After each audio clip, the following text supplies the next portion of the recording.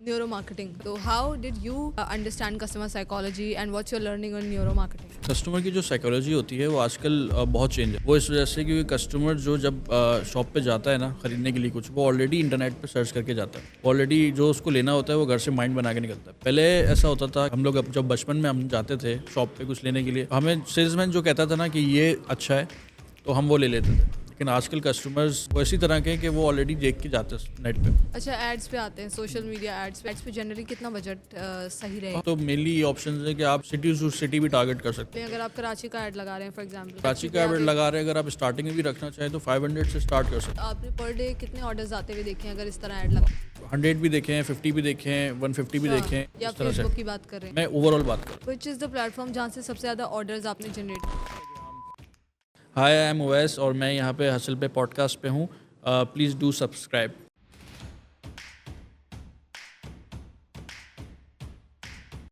अस्सलाम वालेकुम वैस, कैसे हैं आप? वालेकुम सलाम, मैं ठीक हूँ, आप बताएं। बिल्कुल ठीक। सबसे पहले thank you so much for being here. Thank you. Also neuro marketing बहुत ही इंटरेस्टिंग चैप्टर है, बहुत ही इंटरेस्टिंग टॉपिक है। I covered around 2-3 episodes marketing पे, बट इस दफ़ा आई एम श्योर कि बहुत कुछ सीखने को मिलने वाला है पिछली बार से ज़्यादा, क्योंकि अब मैं वो वाले क्वेश्चंस रिपीट नहीं करने वाली जो कि मैंने पिछले मार्केट ईयर से कर लिए हैं। But neuromarketing is something that a lot of people are interested in, क्योंकि किसी भी इदारे को चलाने, किसी भी ब्रांड को चलाने के लिए स्पेसिफिकली कस्टमर साइकोलॉजी समझना बहुत ज़रूरी है। तो how did you understand customer psychology and what's your learning on neuro marketing? Customer की जो साइकोलॉजी होती है वो आजकल बहुत चेंज है, पहले ज़माने से लेके अब भी। वो इस वजह से क्योंकि कस्टमर जो जब शॉप पे जाता है ना ख़रीदने के लिए कुछ, वो ऑलरेडी इंटरनेट पे सर्च करके जाता है। ऑलरेडी जो उसको लेना होता है वो घर से माइंड बना के निकलता है। पहले ऐसा होता था कि जो है हम लोग जब बचपन में हम जाते थे शॉप पे कुछ लेने के लिए, तो कस्टमर हमें सेल्समैन जो कहता था ना कि ये अच्छा है तो हम वो ले लेते थे। लेकिन आजकल कस्टमर्स ज़्यादातर जो हैं वो इसी तरह के हैं कि वो ऑलरेडी देख के जाते हैं नेट पे। तो हमने जो अभी टैक्टिक्स आजमाई हैं वो ये हैं कि कस्टमर्स को हम वो दिखाते हैं जो उनको खुद से अच्छा लगे। कि कस्टमर को हमने शूट कराया, कस्टमर ने देखा कि यार वाकई में बहुत अच्छा है। मतलब आप कह रहे हैं प्रोडक्ट शूट्स पे बहुत काम करना चाहिए? हाँ, क्योंकि जैसे अब online मैं से आपको drive होती है हाँ जैसे मैं आपको मिसाल देता हूँ शेफ़र की।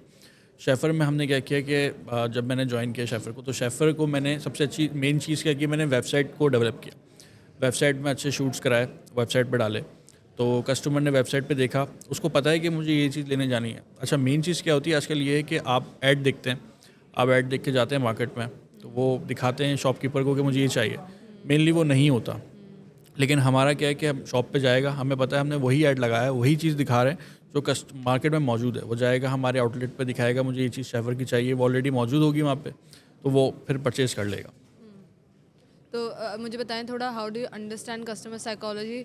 आप क्या मैट्रिक्स देखते हैं वेबसाइट पे, सोशल मीडिया पे? क्योंकि आप कह रहे हैं कि लोग ऑनलाइन देख कर आते हैं, तो आपको कैसे पता चल रहा है लोग क्या पसंद कर रहे हैं? आप कौन से स्टैट्स देख कर ये चीज़ें एनालाइज करते हैं? देखिए, मेनली ये है कि सबसे आपको चीज़ें आजकल कस्टमर्स की जो लाइक करते हैं वो ऑलरेडी ऐसे भी पता चल जाती है क्योंकि आप इंटरेक्ट कर रहे होते हो कस्टमर्स के साथ। मार्केटिंग का सबसे मेन चीज़ पर्पस ये है कि कस्टमर का जब तक उसको पता नहीं होगा कि कस्टमर को चाहिए क्या, तो वो उस तरह से वो मार्केटिंग कर नहीं सकता।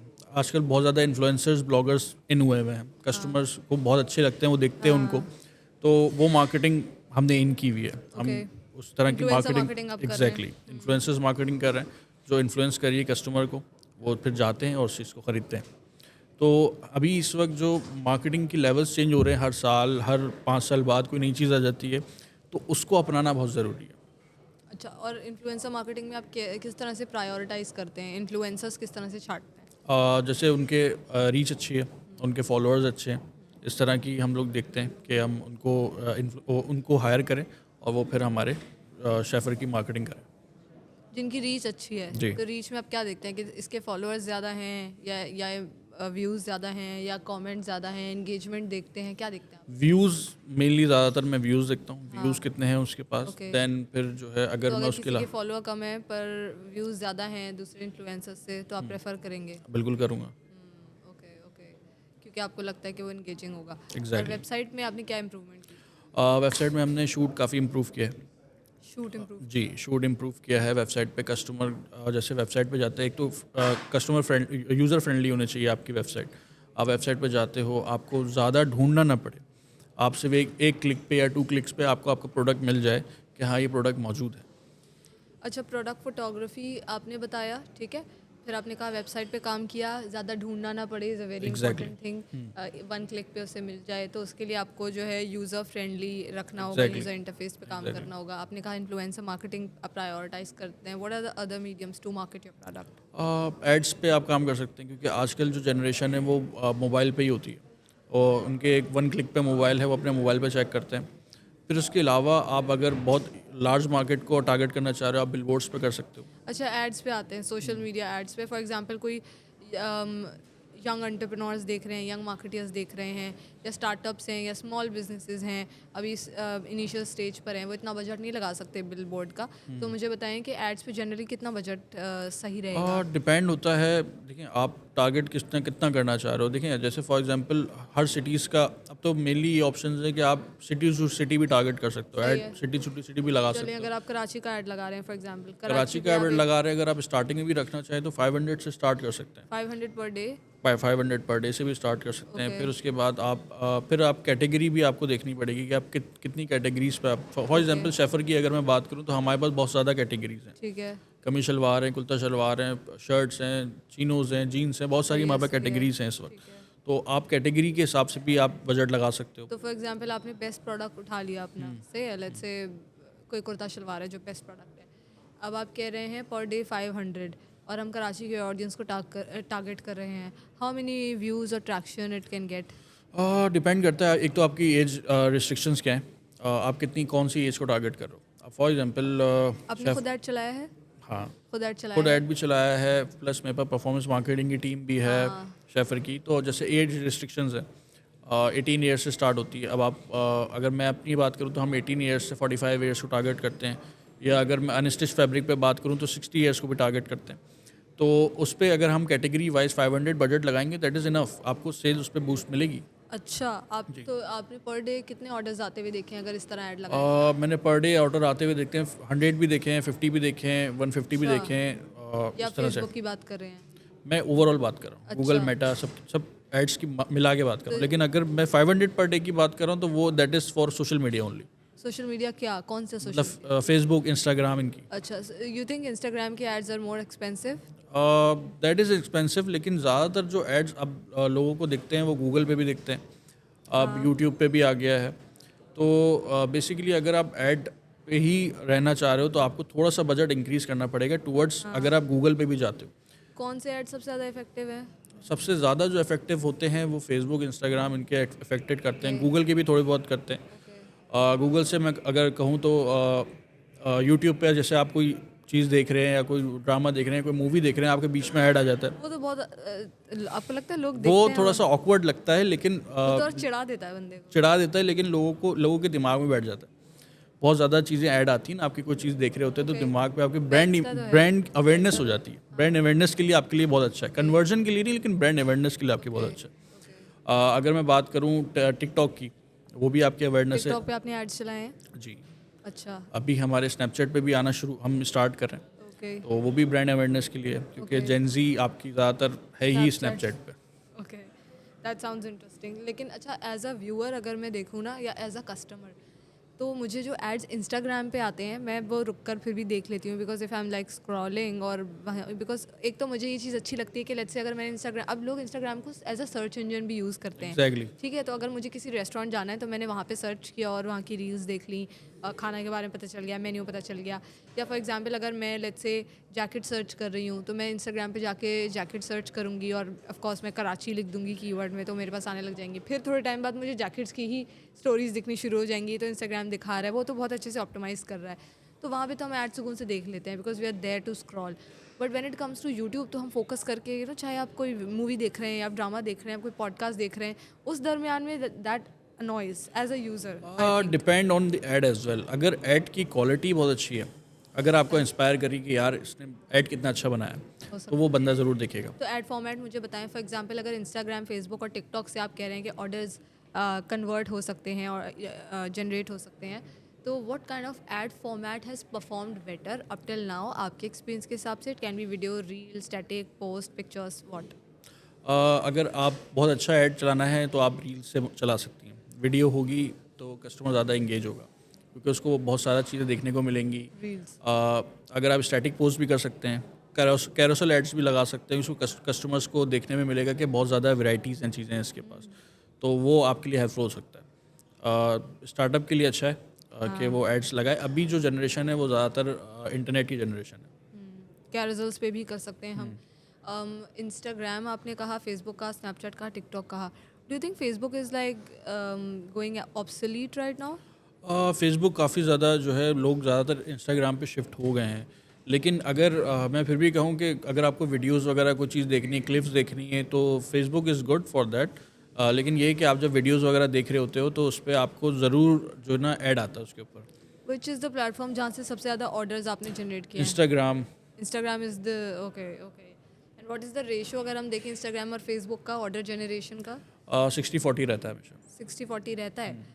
40% is not a bad number. Not a bad number, क्योंकि जैसे अगर मैं शेफर की बात करूँ ना, तो हमारे पास एक अनस्टिच फैब्रिक है, कुर्ते शलवार हैं, शलवार कमीज़ है। तो जो ओल्ड एज है ना, जैसे 45 के बाद की जो लोग होते हैं, वो इंस्टाग्राम पे बहुत कम होते हैं, हाँ, उनके पास फेसबुक ज़्यादा होती है। ये तो आपको एज के हिसाब से देखना पड़ेगा। हाँ, एज के हिसाब से देखना। मुझे बताएं, आपने और भी एड्स देखे हैं ना? Other clothing brands are running ads, and not just clothing but other products also. वो क्या गलतियां हैं जो आप देखते हैं कि यार एक सोशल मीडिया मार्केटर कर रहा है? मैं जो गलती देखता हूँ ना उन दूसरे ब्रांड्स की, तो वो एक तो ये देखता हूँ वो हर बात पे सेल लगा देते हैं। अभी इवन कि विंटर आया नहीं, मैं देख रहा हूँ विंटर की सेल लग गई है। मतलब वाई आप ब्रांड इमेज क्यों ज़ाया करो?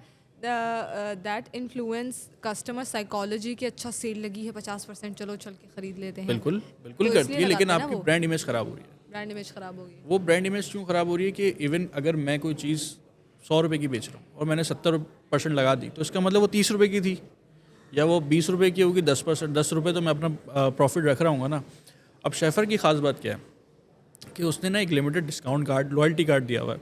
लॉयल्टी प्रोग्राम हमने चलाया हुआ है।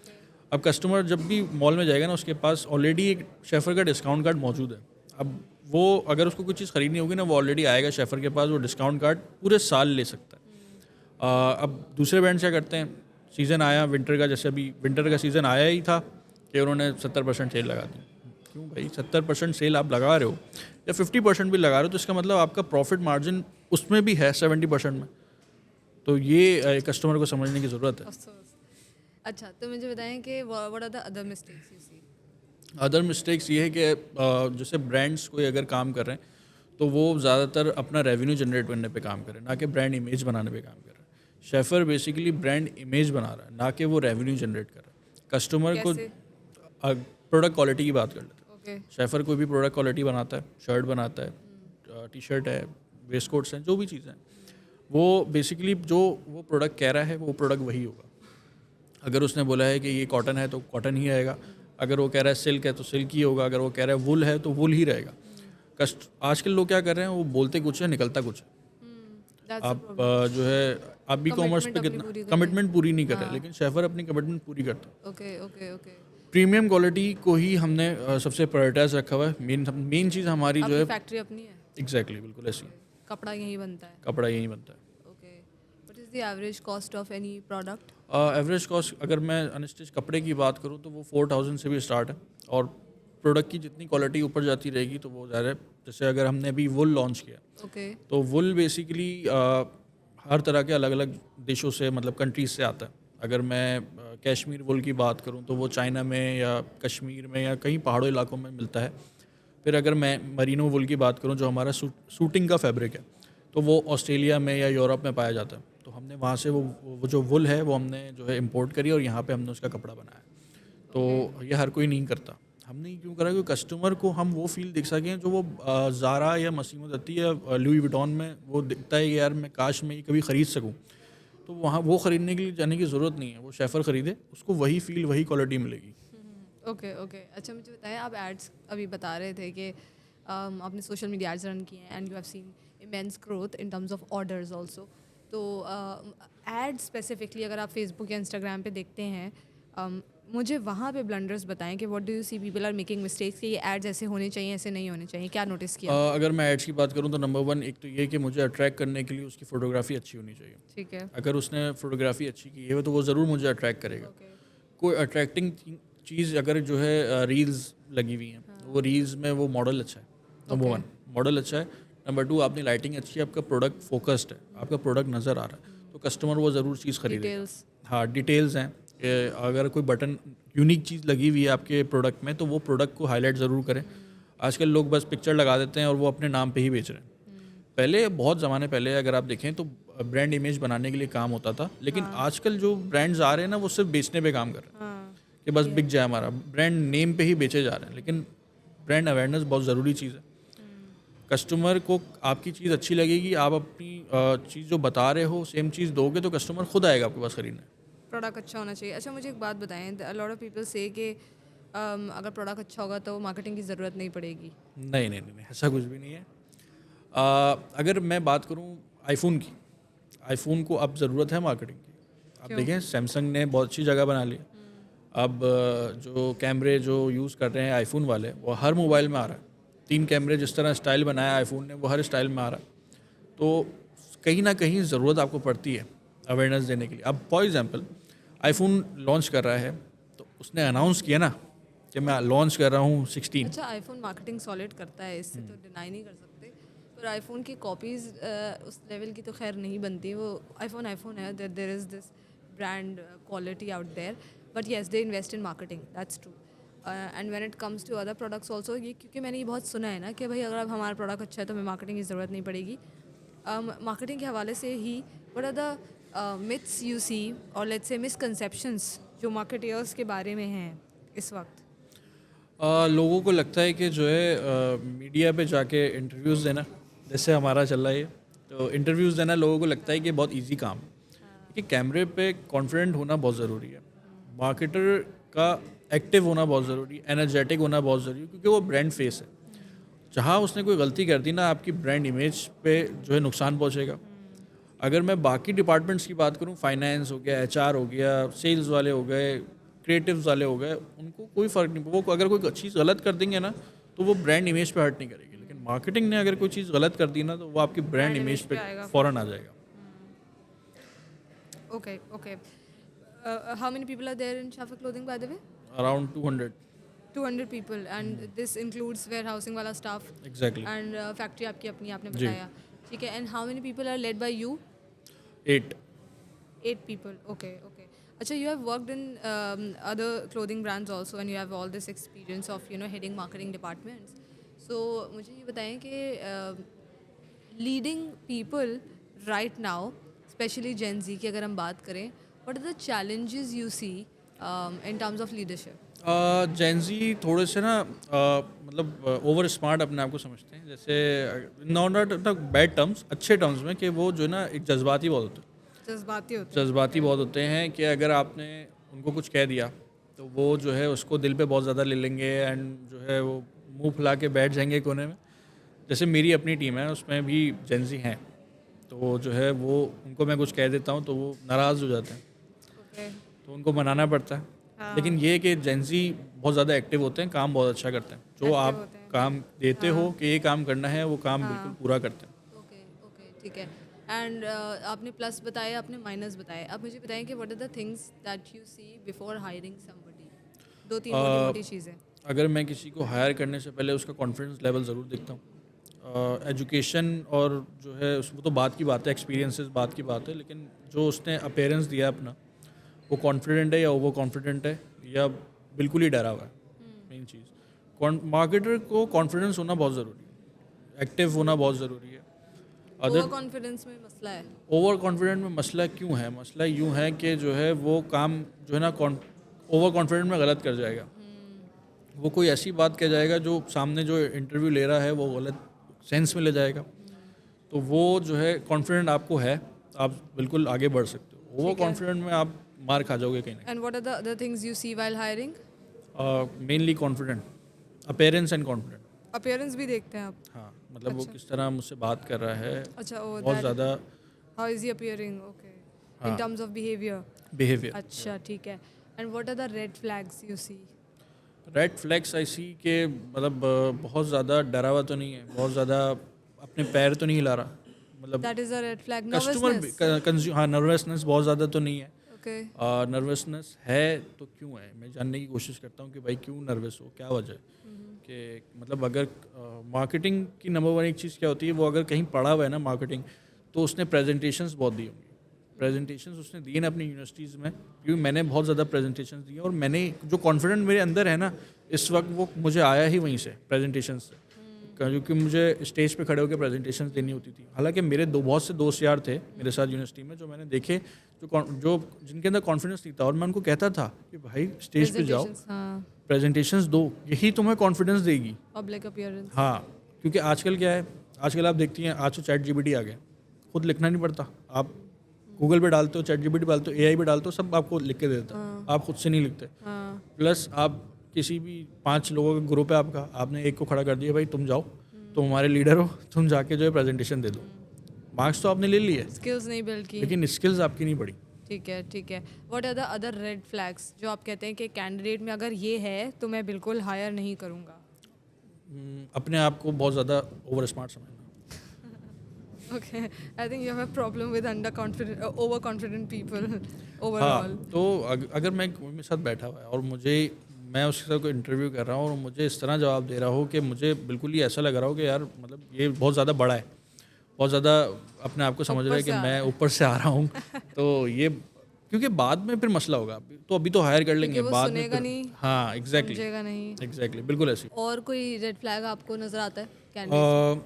अंडर प्रेशर कितना है उसके अंदर, मतलब कितने अंडर प्रेशर में काम कर सकता है। अगर मैं इसको और मज़ीद बताऊं तो मतलब एक फ़ैशन ब्रांड में एक मार्केटर पे बहुत ज़्यादा प्रेशर रहता है। ऐसा नहीं है कि उसको मतलब वो बिल्कुल रिलैक्स होकर काम कर रहा है। ज़ाहिर है मार्केटिंग हमेशा जो है ना प्रेशर में रहती है, उसको एक काम ख़त्म करता है, वो दूसरा आता है, दूसरा ख़त्म करता है, तीसरा आ जाता है, तो उसमें वो कितना काम कर सकता है। अब बहुत से लोग ऐसे होते हैं, वो कहते हैं यार बस एक प्रोजेक्ट हो गया मेरा, बस ख़त्म, अब मैं ये कल करूँगा।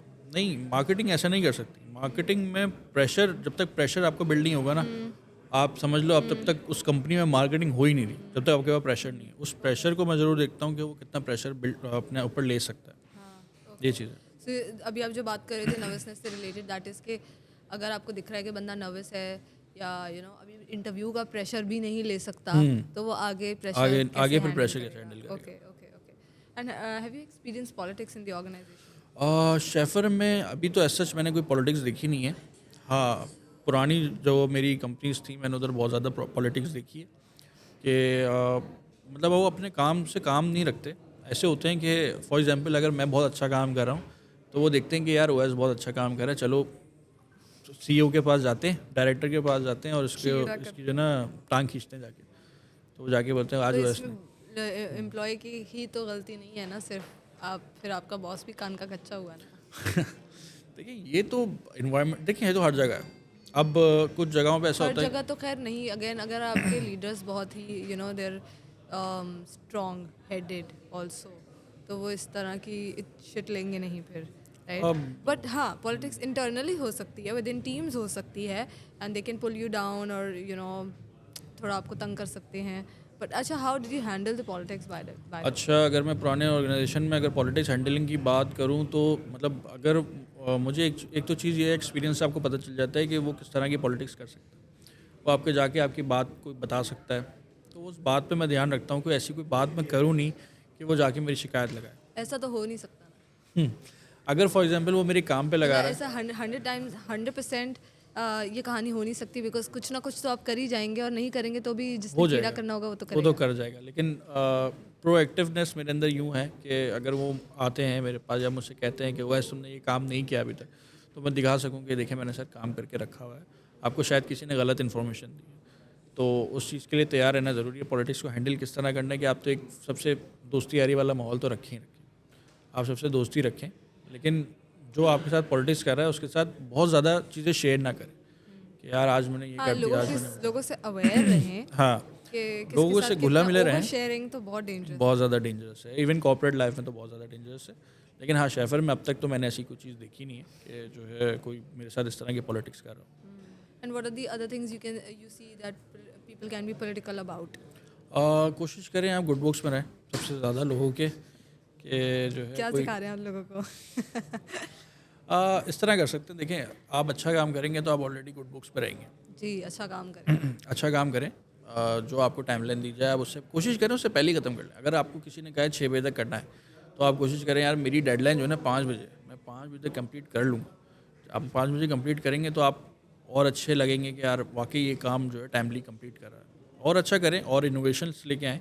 मार्केटिंग में आज जो इनोवेशंस है, आप कहीं भी कुछ भी पढ़ें और उसको करने की कोशिश करें। जो किसी ने ना किया हो कोशिश करें, जो किसी ने ना किया हो वो करें। और इनिशिएटिव्स लें। एग्जैक्टली और आप कॉन्फिडेंट रहें कि यार मैं ये काम करूँगा तो वो हो जाएगा। कोशिश तो करें एटलीस्ट। लोग आजकल क्या करते हैं भाई, यार ये मैं कर रहा हूँ, मैं जाके पहले शेयर करता हूँ कि मैं ये कर सकता हूँ या नहीं। अब किसी आप दूसरे से पूछेंगे नहीं मैं करता हूँ, वो बोलेगा नहीं है, पागल है क्या, नहीं करिए नहीं, तो वो उसका ऑलरेडी कॉन्फिडेंस जो है लो हो गया कि यार मैं जो है बहुत ज़्यादा। अच्छा, मैं अगर शेफर की बात करूँ ना, तो मैं अगर अपना प्लान जो है ना डायरेक्टर से शेयर करता हूँ ना कि मुझे ये करना है, तो वो तो एक तो बिल्कुल ऐसा हो जाता है कि यार ये इसको इतना कॉन्फिडेंट है ये कर जाएगा।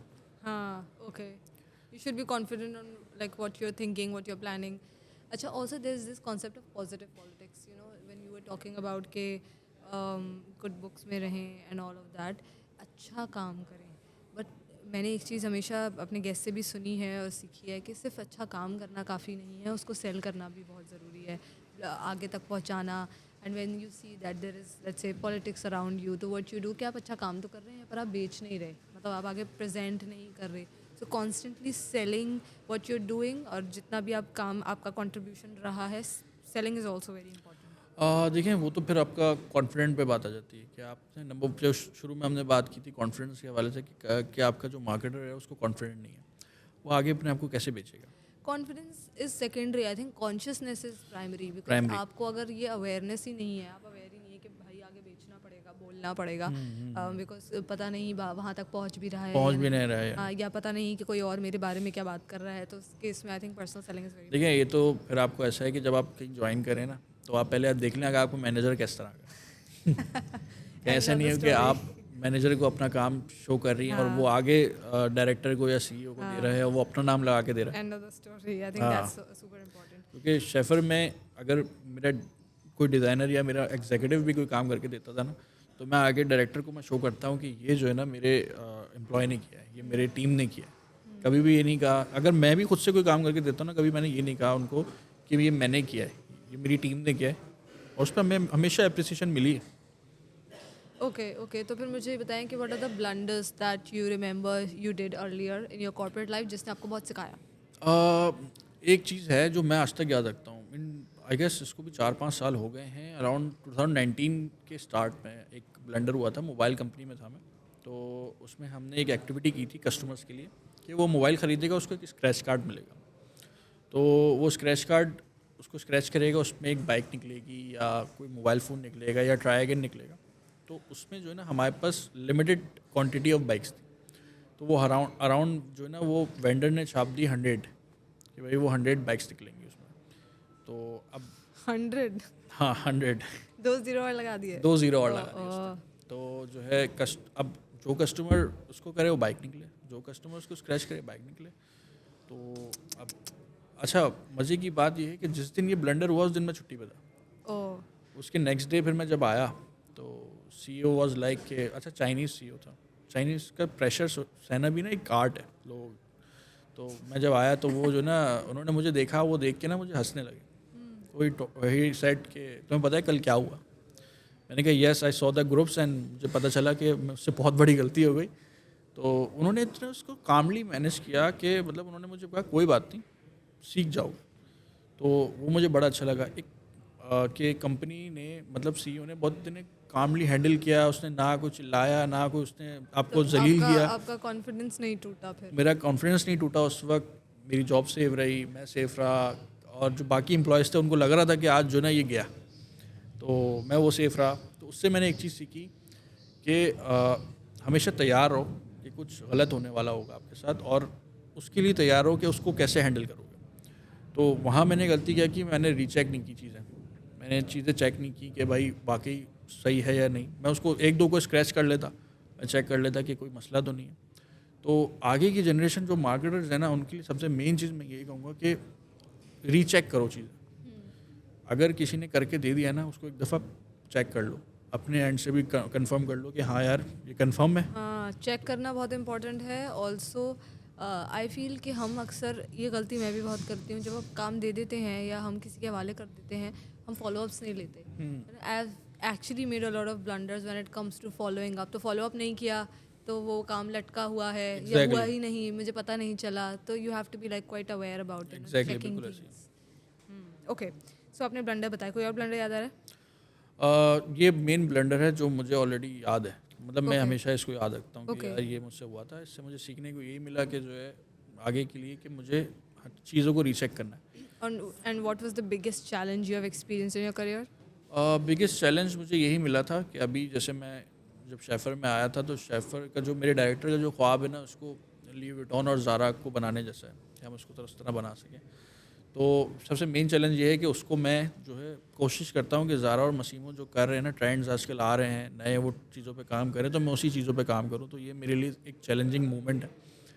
बाकी चैलेंजेस मुझे ये है कि ज़ाहिर है जो है बाकी जो दूसरे कॉम्पिटिटर्स हैं पाकिस्तान में और भी वो भी आ रहे हैं, बहुत सारे कॉम्पिटिटर्स आ रहे हैं. तो उनको भी एक फ़ैशन ब्रांड में सबसे मेन चीज़ ये है कि उन पर नज़र रखना बहुत ज़रूरी है.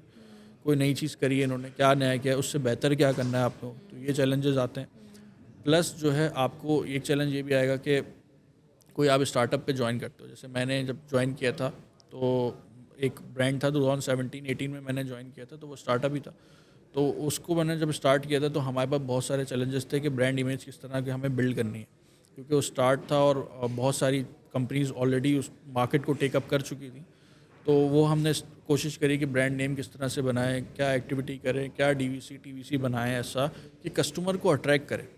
तो मेन चीज़ जो ना आपको चैलेंजिंग यही आती है कि कस्टमर को क्या चीज़ इंटरेक्ट करेगी. आप जब बजट कोई चीज़ मार्केटिंग पे लगा रहे हो तो कोशिश यही करते हो कि कस्टमर को अच्छा लगना चाहिए. अगर कस्टमर को बुरा लग गया तो आपका बजट वैसे ही ज़ाया हो गया, आपकी ब्रांड इमेज पे भी हिट कर गया, आपका बजट भी ज़ाया हो गया. तो आपको नुकसान ही होगा कि ये जो है कस्टमर नहीं आया ख़रीदने, कस्टमर को अच्छा नहीं लगा, ब्रांड अवेयरनेस नहीं क्रिएट हो सकी. तो ये भी एक पॉइंट है कि ये चैलेंजेस आपको लाइफ में ज़रूर आएंगे, एक मार्केटर को हमेशा आएंगे. Okay, and what is the best marketing advice you have received ever?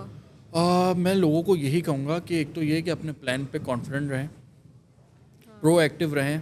कि अगर वो ये प्लान कर रहे हैं, अगर ये प्लान फेल होता है तो आपके पास सेकंड ऑप्शन क्या है. सेकंड ऑप्शन आपके पास होना बहुत ज़रूरी है. अगर आप एक तो ये कि आजकल लोग, मैं देखता हूँ आजकल जो लोग हैं वो कहते हैं मैं 6 बजे के बाद काम ही नहीं करूँगा, मैं घर जाके काम ही नहीं करूँगा. तो ये चीज़ मार्केटर में नहीं हो सकती, एक सेल्स वाले में नहीं हो सकती, एक मार्केटिंग वाले में नहीं हो सकती. तो एक तो ये कि अपने ऊपर कॉन्फिडेंट रखें. एक तो ये कि जो है अगर आप कोई प्लान कर रहे हैं तो उसको कम्प्लीटली जो है अपने ऊपर रखें कि भाई मैं ज़िम्मेदार हूँ, मैं इसको करके रहूँगा और मैं करके दिखाऊँगा. तो ये चीज़ है. दूसरी चीज़ ये कि अगर आप जो है सोल्यूशन रखेंगे अपने पास प्रॉब्लम का कि यार ये अगर मैं ये करता हूँ तो ये हडल आ सकता है, मुझे ये मसला हो सकता है इसके ऊपर, तो इसका सोल्यूशन मैं ये रखता हूँ, तो ज़रूर आप इंशाल्लाह ज़रूर कामयाब होंगे. Very interesting. I think you have given a beautiful advice. Also, when you have this solution-oriented mindset, तो फिर आपके पास कोई भी मसला है, you'll be like, हो जाएगा. हो जाएगा is the attitude. अच्छा, मेरी टीम मुझे यही कहती है, वैस भाई आपका जो है ना ये जो टैगलाइन है ना यही आपकी मेन है. कोई मुझे कहता है ना वैस यार ये करते हैं, मैं बोलता हूँ हो जाएगा, तो हो And जाएगा. once you step into finding solution, you eventually are able to find one. Find one. And what about the work environment of Shafa Clothing? Work environment तो खैर बहुत ज़्यादा अच्छा है. अच्छे से मुराद अगर मैं आपको कोई अभी रिसेंटली एक स्टोरी हुई थी मेरे साथ कि मैं जो है ना ऑफिस के काम से लाहौर गया हुआ था. तो अच्छा, मेरे डायरेक्टर जो हैं शेफर के, वो इतने मतलब उन्होंने फैमिली इन्वायरमेंट रखा हुआ है कि मतलब सबको एक फैमिली की तरह रखा हुआ है जितने भी एम्प्लॉयज़ हैं. तो मैंने उनको लाहौर से फ़ोन किया कि सर मैं तो यहाँ लाहौर में हूँ, एक बहुत ज़रूरी काम है, मेरे पर्सनल काम है, तो मुझे इतने कोई एक चीज़ चाहिए, मतलब इतने पैसे ले लें, चले पैसे चाहिए मुझे. तो विद इन 5 मिनट्स वो पैसे ट्रांसफ़र हो गए. मतलब आई वाज लाइक कि यार मतलब इस तरह भी लोग होते हैं जो अपने एम्प्लॉयज़ को इतना मतलब इंटरटेन करते हैं, इतना फ़ौरन से. मतलब एक डायरेक्टर के पास 1000 काम होते हैं, उसके बाद एक काम तो होगा नहीं. तो उसने 5 मिनट में मेरा मसला जो है ना उसने सॉल्व करके दिया. तो ये बहुत अच्छी चीज़ थी जो मैंने सीखी. एक उनका वर्क एनवायरनमेंट कितना ज़बरदस्त होगा कि उन्होंने मुझे 5 मिनट में मेरा मसला हल करके दे दिया. तो ये चीज़ मुझे बहुत इंस्पायर की थी उनसे कि यार मतलब वर्क एनवायरनमेंट ज़रूर देखना चाहिए अगर आप कहीं भी ज्वाइन करें ना. जस्ट आप शेफर की अगर मिसाल दो ना तो बहुत ज़बरदस्त वर्क एनवायरनमेंट है. आप कहीं भी कोई भी चीज़ फंसे हुए हैं, आपको ये मसला हो गया, आप डायरेक्टर से शेयर करें, वो आपको हल करके देंगे। Interesting. I think empathy is one thing yes, and also you said के there is no micro management, तो वो जो है आपकी मेंटल हेल्थ के लिए भी बहुत ज़रूरी बहुत है। ज़्यादा ज़रूरी एंड ऑल्सो फिर लोग ओनरशिप के साथ काम भी कर रहे होते हैं। है। बिल्कुल। Okay okay. अभी मैं एक बहुत अच्छी बात बताऊं, तो हमारे जैसे आजकल जो है ना ऑफिस में क्या है कि हम लोग बाहर जा रहे हैं, फॉर एग्जांपल लाहौर या इस्लामाबाद जा रहे हैं काम करने के लिए, तो आपके सैलरी स्लैब के मुताबिक या आपकी डेजिग्नेशन के मुताबिक आपको कमरा दिया जाएगा, आपको जो है अलाउंस दिया जाएगा। ये हमारे यहाँ ऐसा नहीं है। Oh, very interesting point by the way. तो व्हेन मैं अपनी टीम के साथ जब मैं विंटर का शूट करने जा रहा था लाहौर, माय डायरेक्टर वो सिटिंग बिसाइड्स मी और वो मुझसे कह रहे थे कि कौन सा है तुमने होटल लिया है, क्या तुम इस होटल में जा सकते हो, ये होटल बहुत ज़्यादा अच्छा है। तो मैं उनको कहता था कि नहीं नहीं सर, मसला ये है कि हमारी लोकेशन से नज़दीक है, इसलिए हमने वो लिया। उन्होंने बोला बजट का मसला नहीं है, बस तुम लोग जो है ना सही होना चाहिए, तुम लोग को कोई मसला ना हो रात ऑल्सो ये भी है कि फॉर एग्जांपल अगर लेट्स से आप कम बजट पे भी ले रहे हैं होटल या जो भी अलाउंस है, तो फिर वो तो बजट सेव करने की जिम्मेदारी तो फिर अपर एम्प्लॉय मैनेजमेंट की होती है। अपर मैनेजमेंट की भी है ना। मैं ये देखिए कह रही हूँ अपर मैनेजमेंट की होगी, लेकिन मुनासिब होटल अगर मिल रहा है हाँ। तो फिर शशकों की ज़रूरत क्या है? शशकों की ज़रूरत क्यों नहीं है? आपकी मेंटल हेल्थ की ज़रूरत है, आपको क्यों नहीं है? नो, आई एम सेइंग शशकों की ज़रूरत फिर सिर्फ अपर मैनेजमेंट को नहीं है। आई एम सेइंग या तो फिर इक्वल, जब आप इक्वल होने की बात करते हैं। इक्वालिटी ज़रूरी है। देखिए हर एम्प्लॉय को इक्वल होना ज़रूरी है, हर इंसान को इक्वल होना ज़रूरी है। अगर मतलब वहाँ पे अगर मुझे इतना कंफर्टेबल रखा हुआ है उन्होंने कि जो है तुम यहाँ नहीं इस होटल में रुको, ये ज़्यादा अच्छा है, तो वो कुछ तो उन्होंने एम्प्लॉय के लिए सोचा है ना कि मतलब लेकिन ठीक है वो भी उन्होंने। फिर ज़रा एतदाल में रहते हुए मुझे लगता है कि होना चाहिए। और यू थिंक कि नहीं नहीं शश के चलते हैं। नहीं शशके बेसिकली ऐसा भी होता है कि जो है आप कभी भरोसा नहीं तोड़ो किसी का। अगर आप पे कोई भरोसा कर रहा है तो आप उसका भरोसा नहीं तोड़ो। अगर वो आपको शशके दे रहा है तो उसका मतलब ये थोड़ी आप गलत फ़ायदा उठाओ उसके। तो ये कि अपने दायरे में रहो आप, जो है एक बाउंड्री लेवल होती है वो आप मेंटेन रखो। आप ज़रूरी थोड़ी कि आपको कोई शशके दे रहा है तो आप उसको तोड़ दो, आप आगे बढ़ जाओ। नहीं देखा जाएगा वो बहुत अच्छे हैं बॉस मेरे, ऐसा नहीं होता। एक लेवल होता है भरोसे का, वो आप कभी तोड़ो नहीं।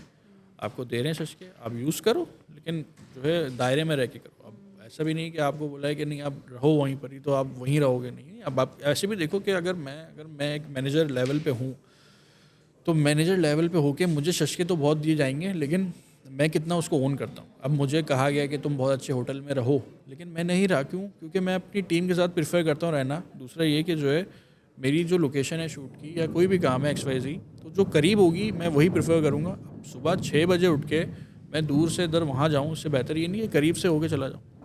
तो वर्क इज़ ऑल्सो इम्पॉर्टेंट ना। Okay okay, it was wonderful chatting with you. Thank Same you here. So much Owais for You're being welcome. Here. और जाने से पहले कोई लास्ट पीस ऑफ एडवाइस जो आप शेयर करना चाहें यंग प्रोफेशनल्स से? मेन चीज़ यही कहूँगा कि मैंने हमेशा कॉन्फिडेंस की बात की है। आप कॉन्फिडेंट रहें, आपका जो भी प्रोजेक्ट है, आपकी जो भी मार्केटिंग टैक्टिक्स हैं, आप उसको आगे बढ़ाएं। इंशाल्लाह ज़रूर कामयाब होगी। कॉन्फिडेंट मेन थिंग है, ओवर कॉन्फिडेंट ना हो और प्रोएक्टिव रहें। अगर ये मसला आता है कोई तो आगे किस तरह हल कर सकते हैं उस पर प्रोएक्टिव रहें और इंशाल्लाह आप ज़रूर कामयाब होंगे। ठीक है, thank you so much for being with us. Thank you, you welcome.